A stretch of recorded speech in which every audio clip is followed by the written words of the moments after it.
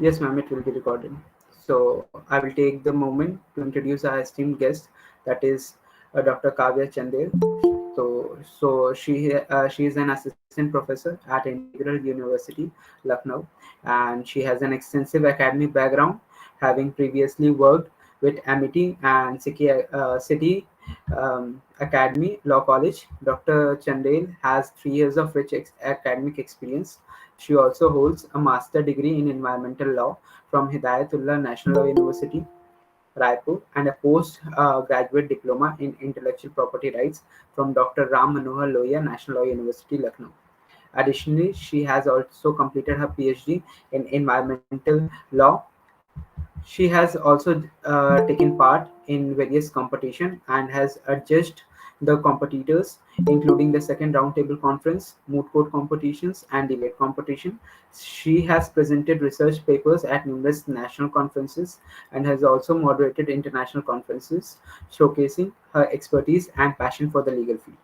Beyond her academic achievements, she is a talented poet and a marathon runner. She has also contributed her poetry to Sahitya Aaj Tak and Lucknow Literature Festival, and has participated in various marathons across the city.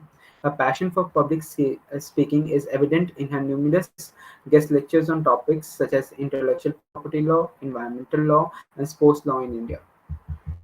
So we are incredibly fortunate to have Dr. Kavya Chandel with us today to share her insights on legal research and methodology. Without further ado, I would like to hand over the virtual podium to ma'am so that she can share her experience to all of us and we all can benefit with her experience. Over to you, ma'am. Thank you so much, Abhishek Singh. Thank you so much, Legal Quorum, for inviting me on this platform where I can express the knowledge which I have gained in the several years. I'm extremely fortunate to join this platform for giving the guest lecture. And I'm extremely fortunate and glad and also elated that Legal Quorum has invited me on their platform to give the guest lecture on this intriguing topic. Kindly give me the opportunity and just a minute to share my PPT. So, meanwhile, just give me a second where I can share my PPT.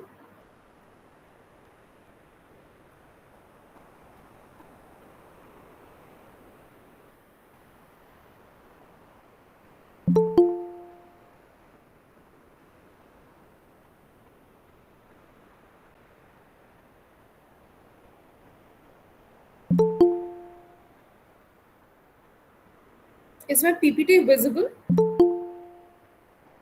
Yes, ma'am. Okay, all right. Just give me a second so I can share it in all the screen, the entire screen.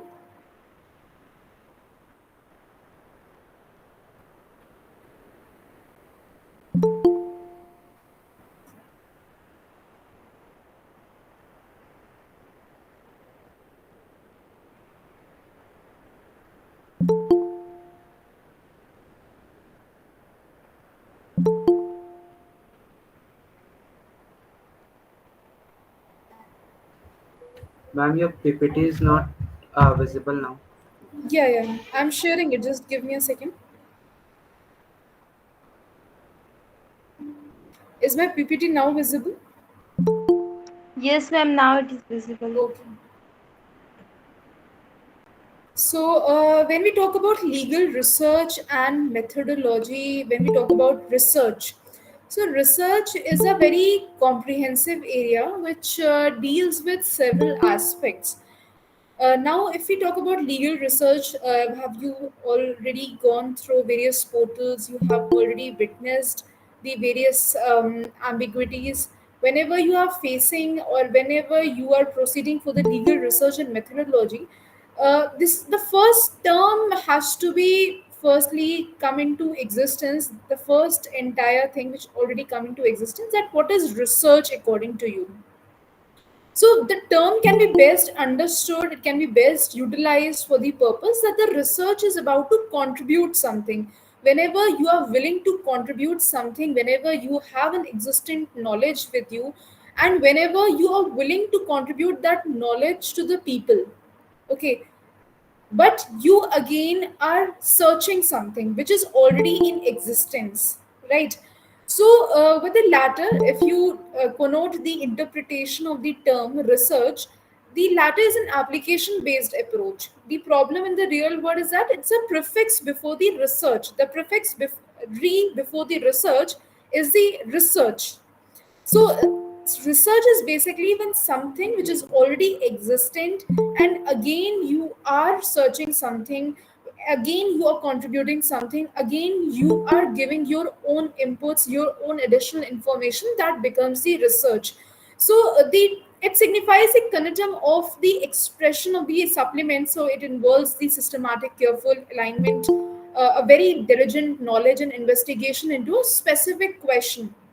Firstly, whenever you are searching something, you need to have a clear vision, you need to have a clear idea that which area you are willing to proceed. So the main objective of the research is that the primary and the main objective that you are contributing to the knowledge which is existent in nature. It's not something that you are doing the patent, or you are inventing something which is entirely new. Maybe it could be entirely new, but research, the term research, it always means that something which is already existent, and here you are contributing the additional information which is to add the information. Now, the question is that what is the purpose of research? Today, in the today's session, we are discussing that what is research, what is legal research, but what is the purpose of research? The purpose of research here is to basically make sure that if there are certain events which add the information, which add the knowledge, for example, historical events have been incessantly revised and reviewed based on the basis of research. So therefore it is very important that the version of the history might Good not be evening, ma'am. Sorry for disturbing. for the two different set of generations. Yes, somebody was speaking something. Good evening, ma'am. Sorry for coming late. Good evening, Beta. Good evening. So, whenever we are discussing about the purpose of research, it contributes to the existing knowledge. For example, like law, research gives us a new set of perspective. For example, the historical events are continuously revised.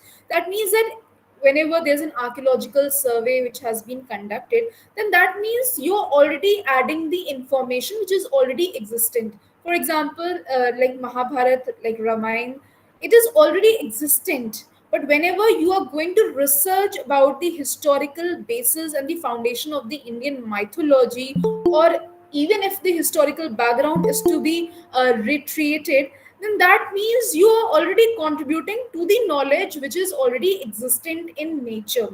Okay, so therefore the version of history might not be the same for two different sets of generations.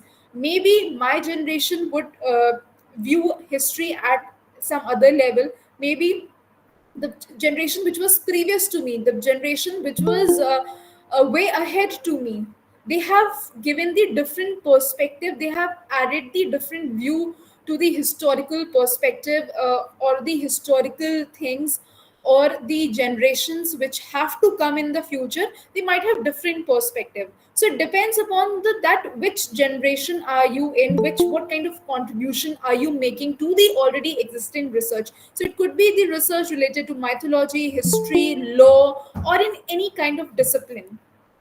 Now, moving ahead, to inform the policy making, for example, like crime, housing, education, research also informs policy questions. For an example, research can be used to address the social economic issues, say, for an example, such as education, how it can be important to ensure that in a growing nation, that the food wastage can be there for a space for a law to tackle.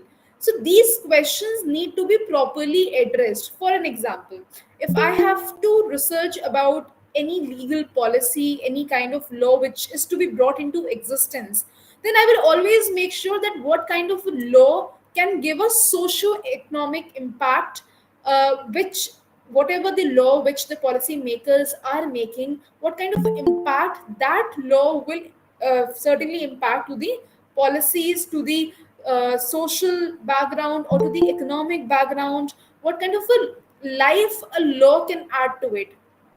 Okay, so in a layman language, you can understand that whenever there is a policy, whenever there is a rule, regulation which is to be framed by the policy makers, it is very important that they look for the certain aspects, which is which is in the area of the social economic perspective, also the legal perspective, what kind of impact the society is going to get from that particular law. Now, moving ahead, that then when we talk about that a specific question, for an example, that substance use in campus research findings are also there to answer a specific issue in hand, and it stemmed from the concerns that conventional researchers were not having much impact that they were seen as being before in the relevant or a practical real world. For an instance, it can be used as an action research. So like there can be several research made in a legal area that what kind of a drug is going to impact the society.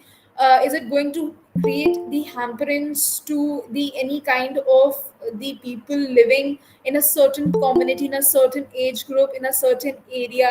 So these are the social economic impacts which a person may perceive after doing the research. So research is basically done to add to the subsisting knowledge, to add to the existing knowledge, and you're already searching something which is already existent in nature. You're not adding something new, you are adding something new. But at the same point of time, you are not creating something. Okay, creating something will come under the ambit of intellectual property rights. Now, understanding what is legal research.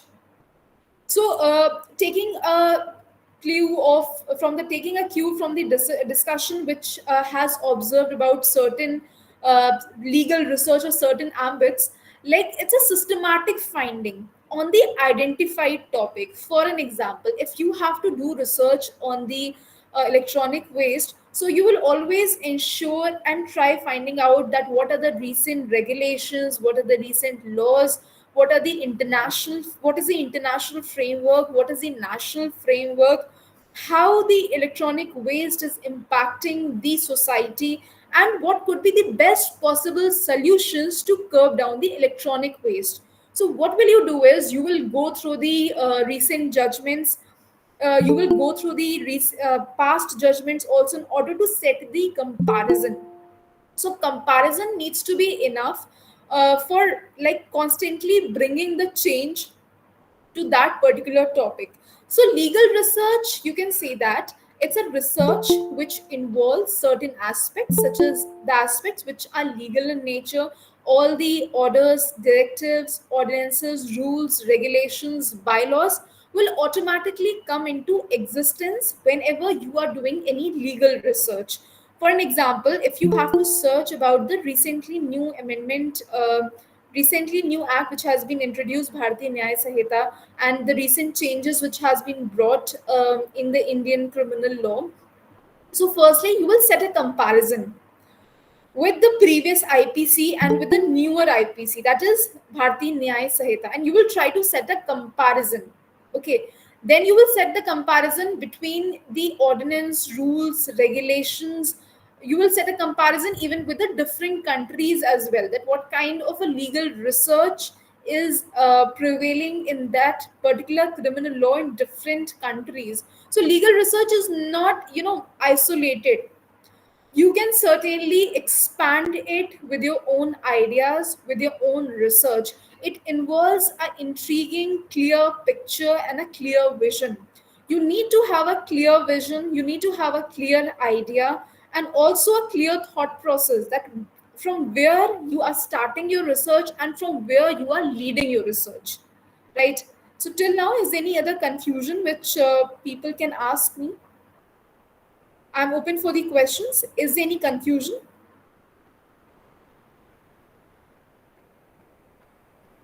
Okay, you can meanwhile post that in the chat box if you have any confusion in any of these slides which we just now discussed. Okay, all right. Now, moving ahead, what is the purpose of legal research? So, law does not sit in a vacuum. Instead, it operates in a complex social context. It reflects attitudes, it reflects behavioral norms, It reflects also the challenges which are already prevalent in the society. To critically examine the law, firstly, we need to understand that what is there existent and what changes are going to be brought in the future. That is how you can create the kind of reflection by understanding what was there previously and what is now there in existence. So it involves a lot of consistency, and it also involves that there must be a social auditing of law. That is where you can eliminate all the ambiguities which itself is persistent in nature. Now, understanding that ascertaining a law is very important.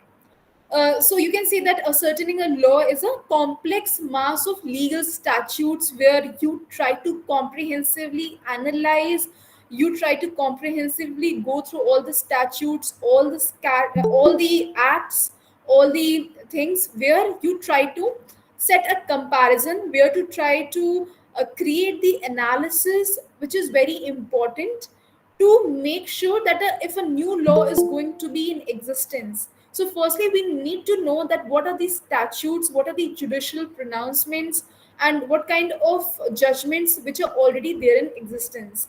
So there are scattered and single issue which may involve an application of various laws. So applicability needs to be always concerned. So as a legal researcher, as a legal person, be it a lawyer, be it a law student, be it an academician or a research scholar, you have to always analyze and ascertain what is there in existence.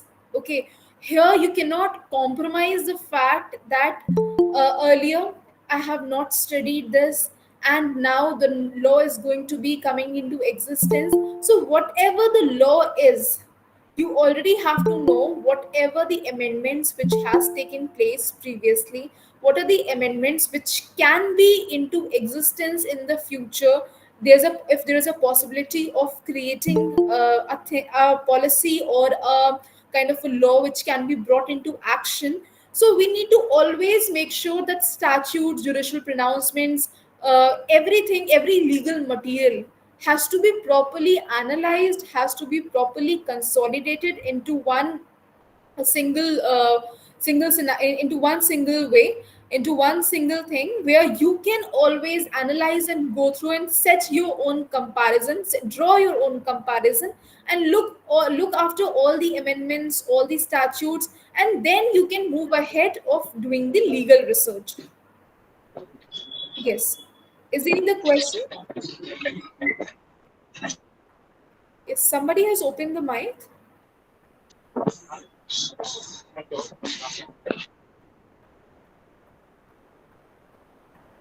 Yes, Neha Mava, I will surely and certainly send the slides with you. I will surely share the slides with you.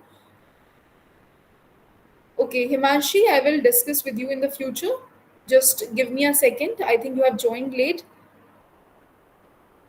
Yes, for sure, Neha Mava. I will surely and certainly share the slides with you. So do not need to worry about it. Till now, is any the confusion? We have 73 approximately students, including me also, 72 students right now. Do you have any confusion in any of the slides which we have just now discussed? Okay, now moving ahead to highlighting the ambiguities and gaps. So, firstly, a law is not designed to address every contingency that might arise in the future, because it's a nature of law that it is reactive. It answers to the problem, and you can say that secondly, it is a phraseology of a provision that it is not fit with the legislative intent, or it may not match with the provisions of the act. So, researchers, as a researcher, you always need to highlight the gaps or the ambiguities which are existent in nature. So, as a researcher, firstly, you have to look for the research gap. Research gaps are gaps where you will try to find out that if there was a previously an existent law, was there any loopholes, was there any lacunas which was existent, and now how in the future can a law be framed? Like we have just now seen that earlier we have Indian Penal Code, and there were so many sections which were being involved. Now those sections have been reduced, and the election laws have been introduced further. Now we have seen that even there are so many provisions related with several aspects have been involved. So earlier it was not there, right? Election laws were not there. We have seen that there were so many additional sections which were being involved. That's what we have seen, that always as a researcher you will always look for the research gaps that can be fulfilled, that can be framed it in the future. So you always have to ensure, you always have to make sure that whenever you are doing any research, you will always try to find out the loopholes or the lacunas, for which you can suggest those lacunas or loopholes which can be, fixed out in the future.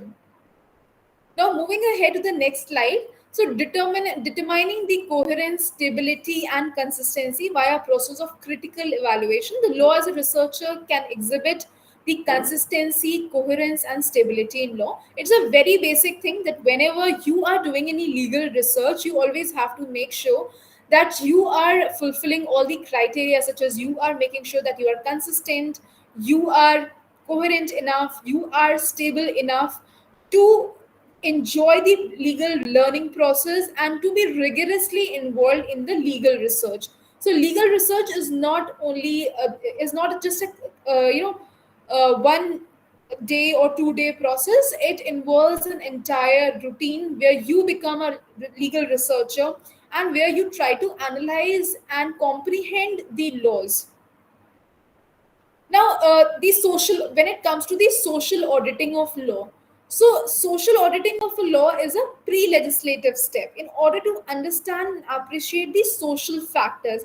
Like we just now discussed, that whenever a law is going to be, framed, whenever the legislative policies are going to be framed, or whenever law is going to be made, every time we have to ensure that how is it going to impact the society.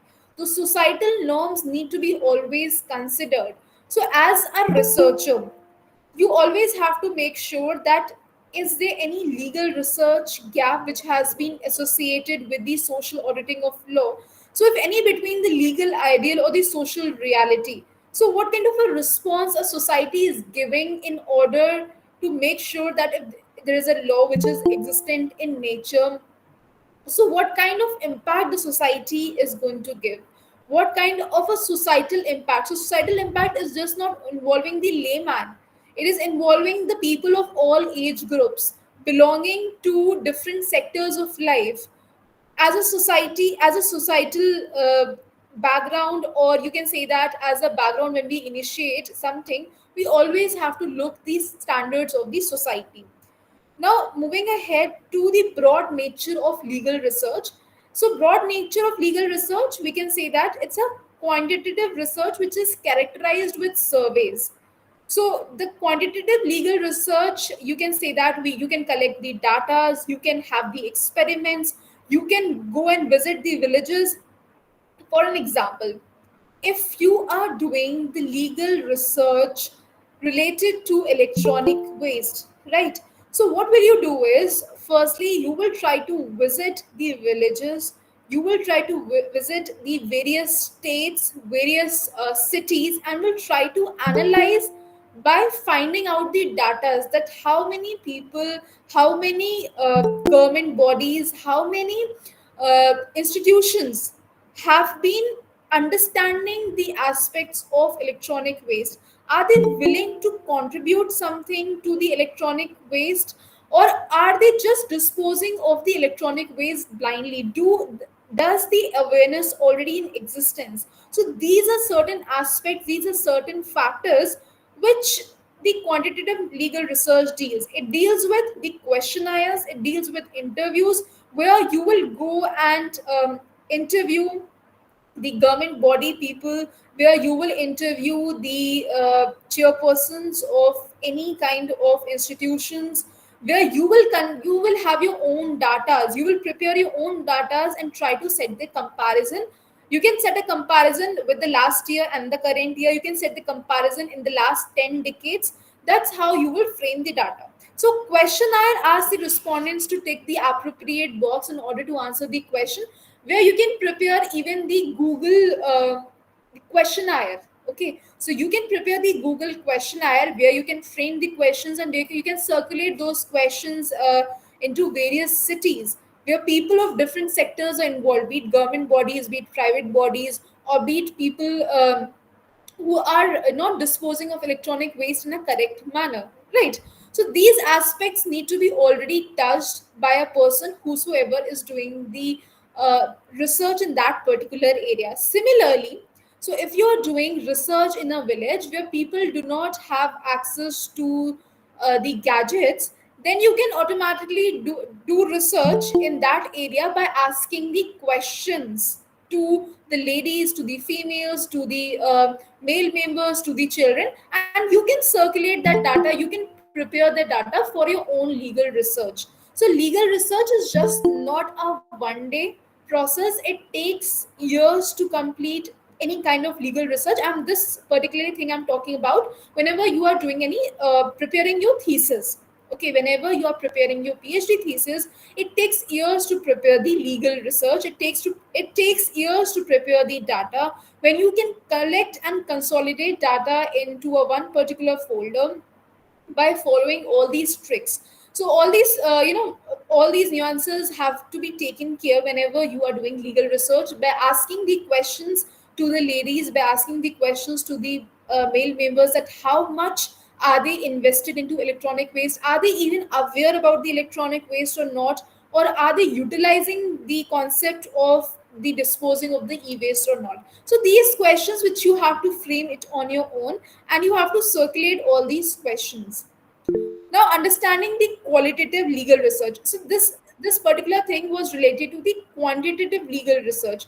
Now moving ahead to what is qualitative legal research. So here the qualitative legal research, it involves the outcome is presented before the descriptions. So the reason it became important, or it was a feeling that the quantitative research does not take into account the differences between the people and the objects of the natural science, and it seemed to be artificial and distant from everyday life. Or you can say that this may lead to many legal research where you can adopt the qualitative methods when you try to investigate the process. Also the qualitative legal research, whenever there is a participant observation, whenever there are unstructured interviews or life histories, so you are researching about the qualitative analysis, you are not preparing the data. Okay, here the data is something in the form of unstructured interviews or life histories. Okay, everything is qualitative in nature rather than in a quantitative nature. So there is no mathematical values involved, how much, what, these questions are not involved. Whereas in qualitative legal research, these are basically the unstructured interviews where you always interview about the people, about their stories, about their struggles, how they have overcome from that particular situation. Suppose if you have to do a legal research related to poverty. Okay, or simple like, this is not legal research, this is a simple social topic. If you have to do research about the poverty, then you will try to find out the life histories of the people. If you have to visit the areas of Africa, so here you will find out that what kind of a struggle which people had faced during their like, whenever they have been living in a certain location, if they have been deprived, if they have been malnourished, what are their struggles. So these kind of questions always to be kept in mind whenever a legal researcher is to be involved.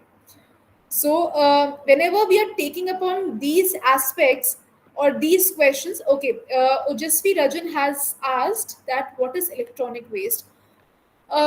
See, Ojashvi, whenever we are disposing of any gadget, okay, whenever we are disposing of any gadget, it becomes the electronic waste. Okay, electronic gadgets include the laptops, computers, phones, mobiles, any electronic equipment. Whenever we are disposing it of, right now, even also we are sitting with the electronic waste. I'm sitting. with my laptop, you are sitting with your gadgets. So here, even in the current in the current meeting, we are sitting with the electronic gadgets. Okay, now Pakinam has asked, does legal research have to be always related to laws or acts only? Uh, Obviously, because whenever you are including the term legal research, then that is a very certain way. It's a very certain understanding that you are going to include the international laws, national laws. You are going to include the policies. You are going to include the acts. You are going to include the judicial pronouncements. You are going to include the case laws. So this is a very basic understanding that the legal research must include the legal topics. Okay, I just hope Pakinam and Ujasvi is the concept clear to you. Okay, now moving ahead to the very next ambit of legal research. That what are the kinds of a legal research? So there are different kinds of legal research. Firstly, it is a descriptive and analytical legal research. The descriptive legal research describe about that the state of affairs as it exists. So it describes about the phenomena, reporting, what is happening, or you can say that without going to a reason or causing the same, the tools such as using the comparative analysis, all the fact finding things, all the fact finding inquiries comes in the ambit of descriptive research. When you are describing something, and that description must involve the fact finding inquiries relating to the same, that what has happened, why it has happened, or you can say that if there is an analytical research, then there is must be a critical evaluation. Okay, the facts which are existent in nature, you try to critically evaluate those facts, those research work, and that information must be critically analyzed, and that becomes the analytical legal research. Whereas descriptive legal research is a research which talks about the affairs which are existent in already in nature, and what has happened. Whenever you are discussing something, that what has happened, what is happening right now, these questions must always to be kept in mind whenever the descriptive research is to be done. Okay, the tools of descriptive research such as surveys, whenever you do surveys, whenever you do a comparative, like if ever I have to do the comparative analysis of the electronic waste prevalent in UK with India, right? So I am trying to make the descriptive legal, I am trying to do the descriptive legal research where I am trying to compare the legal research of two different countries. So this comparative method, comparative analysis can be used. I just hope it's clear to everybody. Now, understanding what is applied and pure legal research. So, applied and pure legal research, the aim of the first form of research, that is the applied legal research, is to give the pressing practical problem at a hand. Okay, where you're trying to give this solution, right? Whenever you are trying to give the solution to a particular problem, then here it becomes the applied legal research. Whereas the pure legal research, it is basically and majorly focused upon the investigation. It focuses upon the practical utility of the results. Okay, so for an instance, for an example, whenever you are trying to investigate upon any issue relating to marital rape or anything, okay, then here what you are trying to do is you are trying to find out the particular field of investigation in particular area, in particular locality. The places of information need to be always existent in nature. Now, understanding about the quantitative and the qualitative legal research, as we have just now mentioned that the former is the quantity, whereas the qualitative legal research, it aims at focusing upon the outcomes. Okay, the latter, the qualitative legal research always focused upon the quality, whereas quantitative legal research, it focuses upon the numerical values, or you can say that it is focused upon the quantity, the amount, Whereas qualitative legal research, it focuses upon the opinions or also to give the outcomes, whereas qualitative legal research also focuses upon the behavioral aspects, how the person is behaving, what are the certain the understanding, what is the certain psychology of a person. So these qualitative aspects are to be always kept in mind whenever a person is doing the qualitative legal research. Whereas quantitative legal research, we have just now discussed, it focuses upon the numerical value, it focuses upon the quantity, right? Now moving ahead to understanding that what is conceptual research.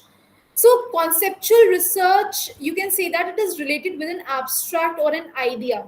Okay, where philosophers and thinkers develop the different concepts or they try to reinterpret the existing concepts.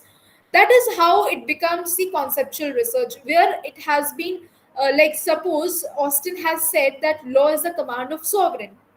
Okay, Austin has stated that law is a command of sovereign. Now if there is a certain like if there is a different philosopher or there is a different thinker, now that thinker want to reinterpret the the wordings of the Austin, then you can say that it comes in the ambit of the conceptual research, where you generally resort to by the philosophers, where you generally resort the thinkers to develop the new concept and reinterpret the existing concept. Okay, so if Austin has said that law is the command of sovereign, then here if there is a new philosopher, if there is a new thinker, then maybe that new thinker wants to add something new to it, right? Whereas empirical research focuses upon the experience and the observation, what you have learned through the experience. If you are visiting any kind of a village for the purpose of research, what observations do you have? What experiments do you do whenever you are doing any legal research? Have you did any experiment? Have you observed something? So these concepts are to be kept in mind whenever you are doing any empirical research. So till now, is there any other question? Yes, Arpita Singh, you will be given the certificate. Yes. Any question till yet? Excuse me, ma'am. Yes. Yes, Adi. Ma'am, in this internship, which type of assignment we will receive? You have to ask the organizers. The organizers will surely intimate you about it. So legal forum will intimate you about this. Mohammed Sameer Khan, the recording will be surely and certainly available to you because it is going to be updated that on the YouTube. Yes, feedback form will be given to you, Arpita. Do not need to worry about it. Any other question? We have 75 participants till now. Any other question related to legal research?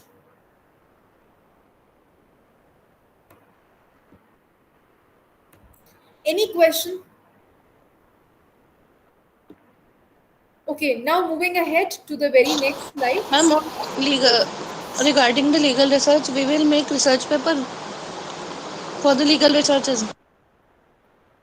Adi Amil, that's not my domain. I repeat that again.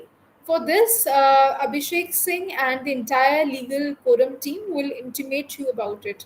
Okay. Okay. So do not need to worry about it because my purpose was to give the guest lecture and enhance your knowledge.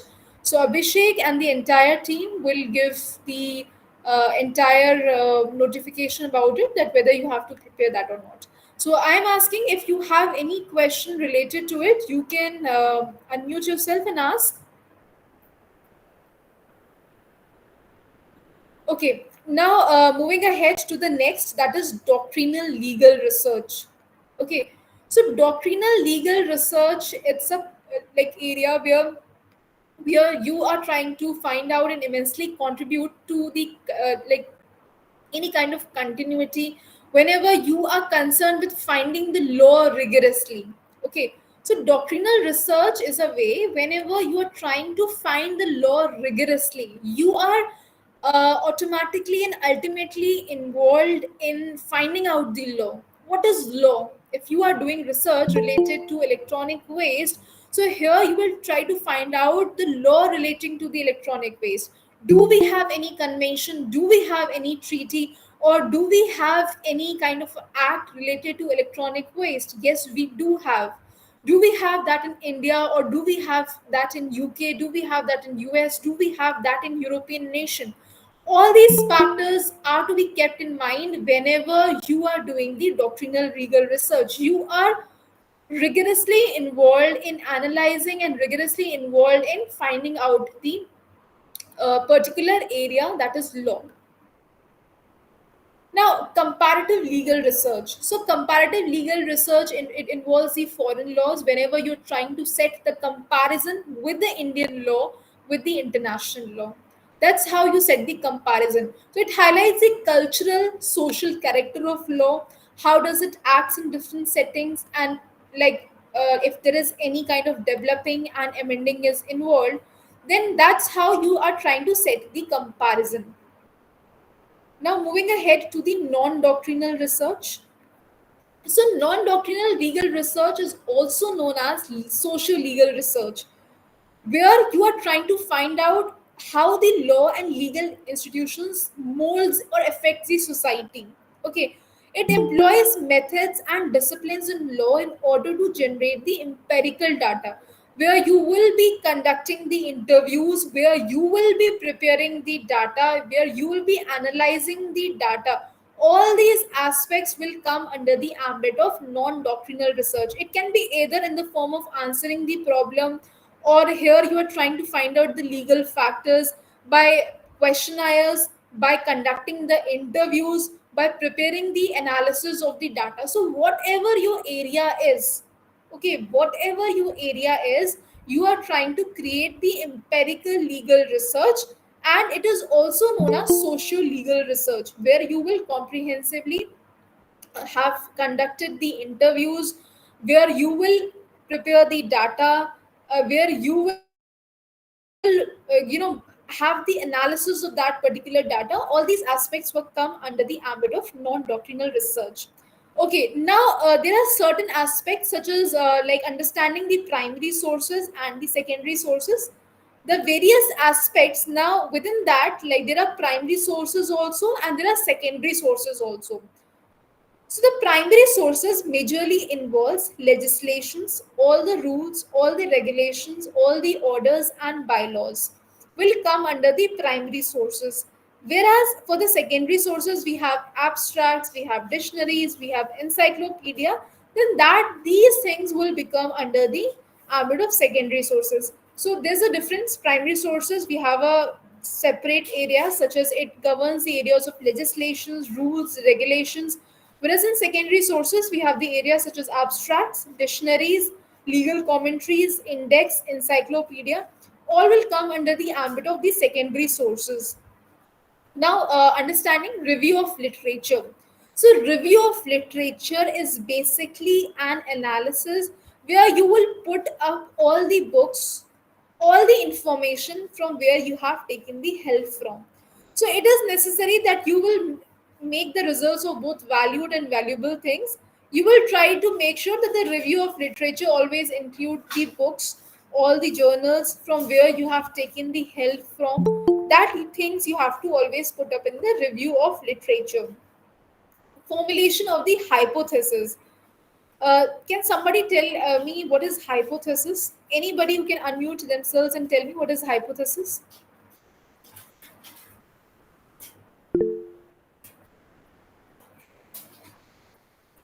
Anybody who can tell me what is hypothesis? Ma'am, it's an untested statement or explanation which may be true or false. Okay, absolutely correct. So, whenever we are discussing about the hypothesis, it is a tentative solution. It is a tentative solution to a problem, right? It can be true, it can be false, or you can say that it is depending upon the nature of research. So it's a kind of a formulation. On the basis of that, on extensive literature survey, a researcher might rephrase or formulate the problem, And the researcher will always try to find out that, giving the analysis of that particular problem, by giving this solution, okay, where you're trying to analyze your problem by giving the solution, that problem, whatever the problem is, right? If it is related to electronic waste, if it is related to the Excuse me, hygiene ma'am. related to females, so that solution needs to always come up. So that solution can, and the solution is a very tentative solution. Okay, it can Excuse be me, in ma'am. the Ma'am. future, it cannot be in the future. Yes, somebody. Yes, ma'am. Ma'am, this side of Abhishek. Actually, ma'am, since we are using the Google Meet, so there is a limit of 1 hour. So, first of all, sorry for interrupting, ma'am. So, it will be kind of you and all the participants to rejoin the meeting again with the same link, because in 1 or 2 minutes it will end. Sure, sure, sure. Sure, the moment it is going to end, I'm going to again join it. And I think the lecture would hardly last for 5 to 10 minutes. That's it. 5 minutes. Okay.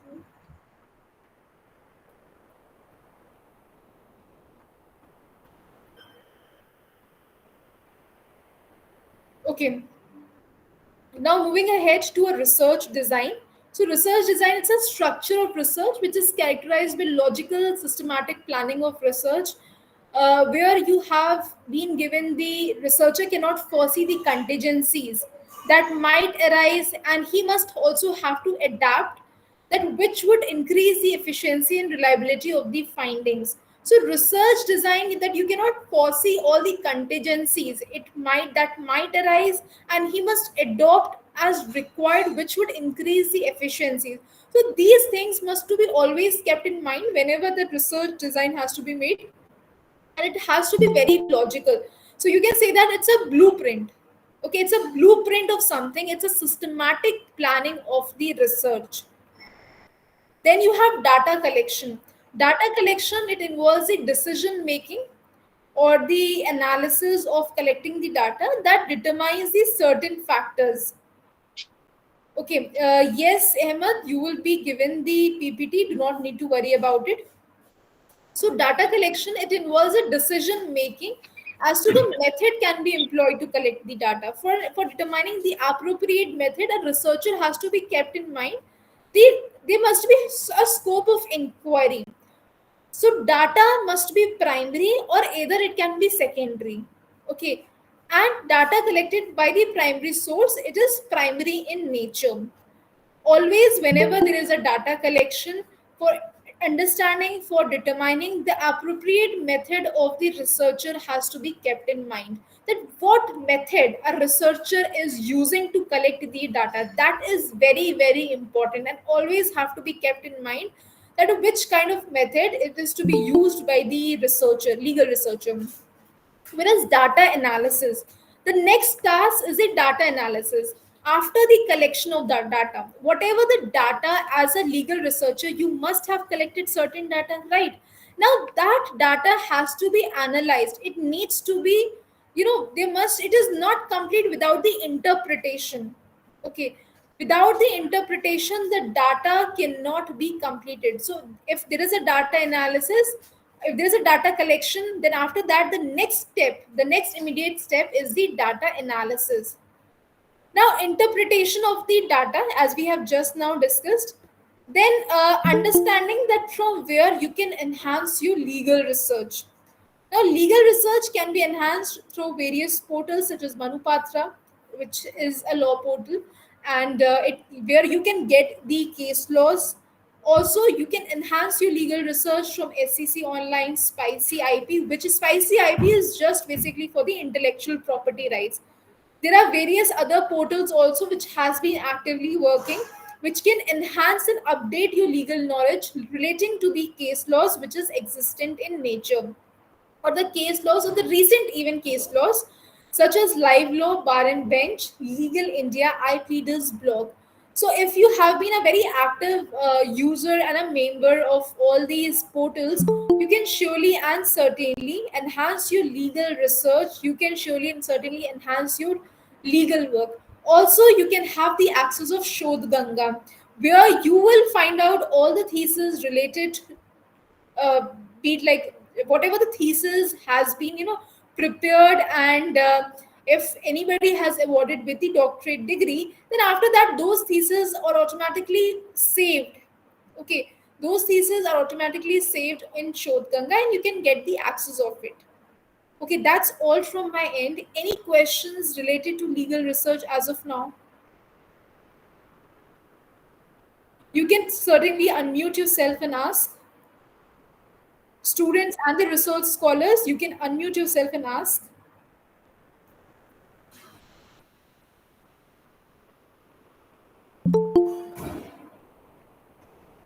Yes, over to you, Abhishek, and the legal quorum team.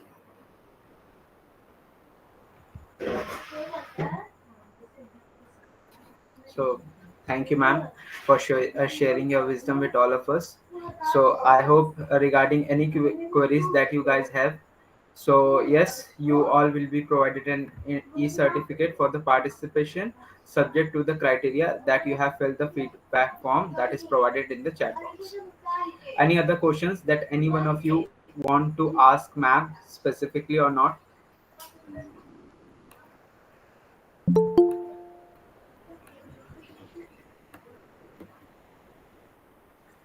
Okay, so I think there are no questions.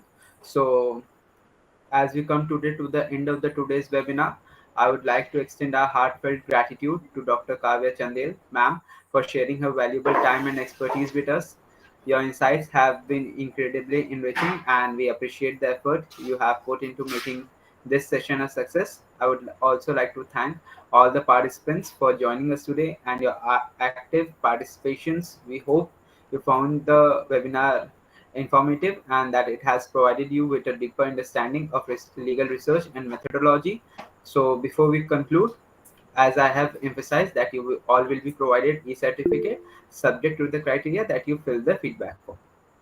So stay connected with the Legal Quorum for more such enlightening sessions in the future, and you can also follow us on our respective social media handles. So thank you, ma'am, once for, and thank you all for attending. Have a great day. Goodbye, everyone. Goodbye, ma'am. Thank you so much. Thank you so much. Have a nice day. Have a nice day, ma'am and sir.